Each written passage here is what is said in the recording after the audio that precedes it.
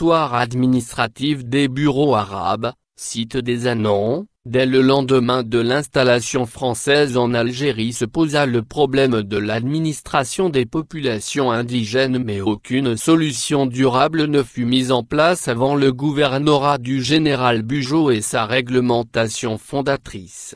À côté de l'état-major qui s'occupait des questions militaires, Bugeaud créa un organisme chargé plus spécialement des tribus, et notamment du contrôle de leurs notables.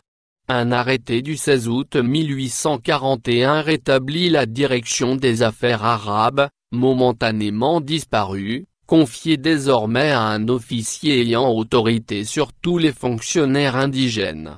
À la suite de l'extension du territoire soumis à l'autorité française, territoire désormais majoritaire, des bureaux arabes régis par l'arrêté ministériel du 1er février 1844, furent créés dans les principaux centres.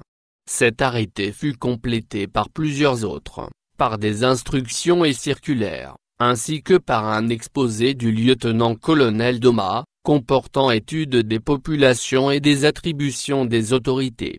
Cercle de Soukhara, Siferouk El Geblouti, Cadi des Anoucha Ben Kermiche, Mokrani du bureau arabe, capitaine d'état-major Leval, commandant supérieur de Soukhara, Abdelkader Ben Youssef, tirailleur indigène nègre. Une direction des affaires arabes était désormais établie dans chaque division territoriale militaire, Alger, Oran et Constantine, afin de traiter les relations avec les populations des territoires militaires, mis en place par l'ordonnance du 15 avril 1845 et où les colons européens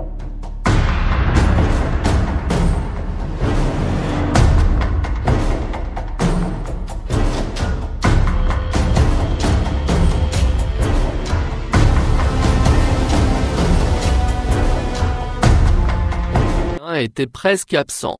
Au degré inférieur, chaque subdivision comptait un bureau arabe, ainsi que les principales localités. Les bureaux étaient subordonnés à la hiérarchie à chaque échelon, et ne constituaient pas une hiérarchie autonome. Un échelon n'avait, à l'égard des niveaux inférieurs, qu'une mission de centralisation des documents et de transmission à l'échelon supérieur.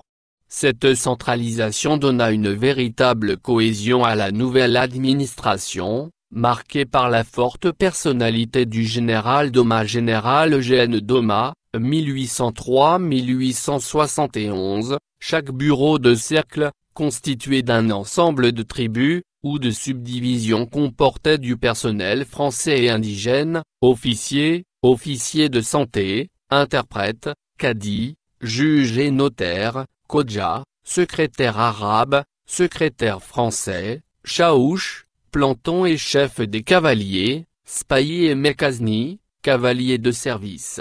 Le bureau était installé dans un bordj, comportant les logements des officiers, les salles de rapport, une bibliothèque, une salle d'archives, une pharmacie, les écuries, les prisons, une hôtellerie dépendait du bureau.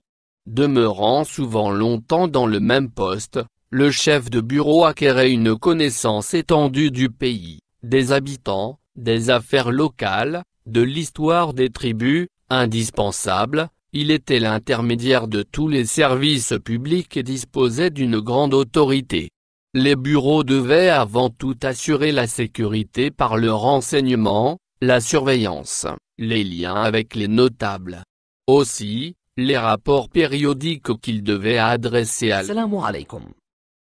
لا تنسوا الإعجاب بالفيديو والاشتراك في القناة تشجيعا لنا لنستمر بنشر المزيد إن شاء الله. leur hiérarchie, concernant grande partie la situation politique, la soumission des tribus, les impôts, la sécurité des communications, les crimes et délits, les amendes. Il contrôlait le fonctionnement de la justice musulmane ainsi que celui des mosquées et zaouïas, établissements religieux ruraux.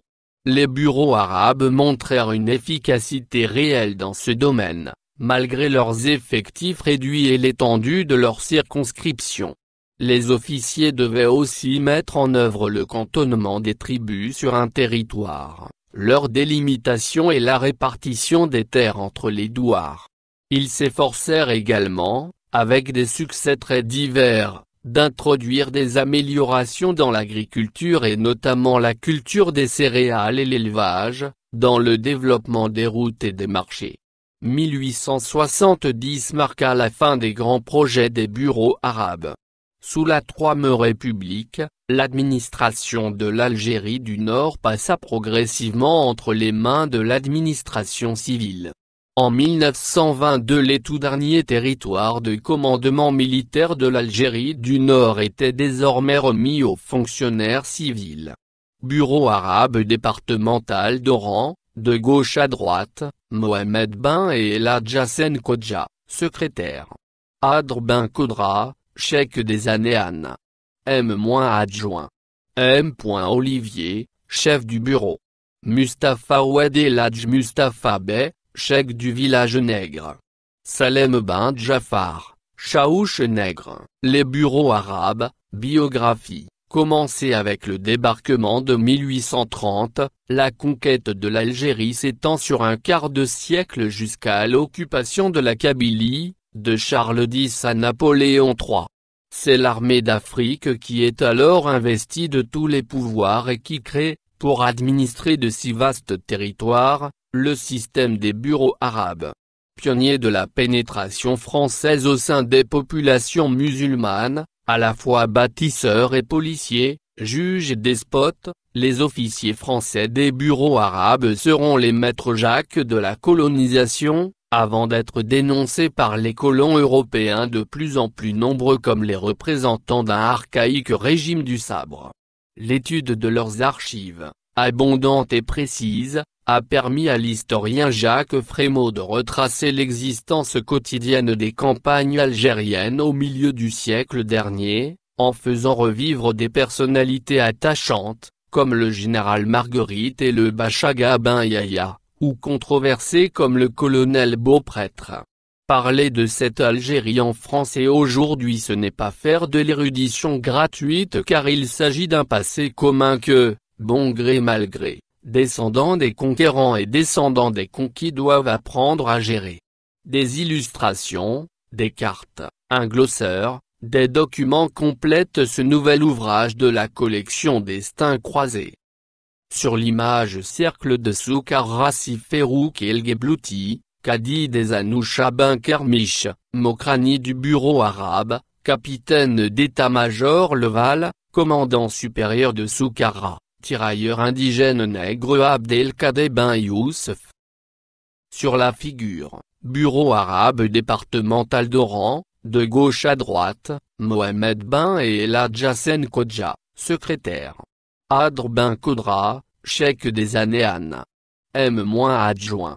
M. Olivier, chef du bureau. Mustapha Ouad El-Hadj Mustapha Bey, cheikh du village nègre. Salem Ben Jafar, chaouche nègre. L'image, chef arabe et officier du bureau arabe. Sur l'image générale Gn Doma, 1803-1871.